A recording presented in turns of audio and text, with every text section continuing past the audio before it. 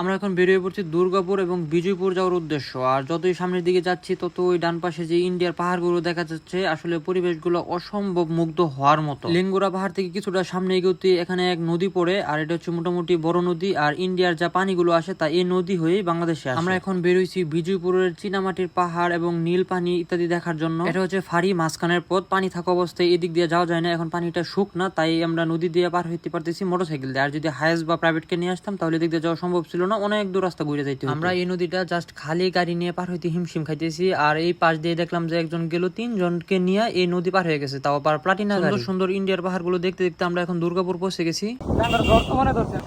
আর এই দুর্গাপুর আসার পরে আমরা বিশাল ঝড় তুফানের সম্মুখীন হয়। দিনটা আসলে খুবই ভালো ছিল, হঠাৎ করে এরকম খারাপ হয়ে যাবে ভাবতেও পারিনি। আমাদের এত সুন্দর দিনটা যে এই বৃষ্টি ভাবে মাটি করে দেবো ভাবতেও পারিনি।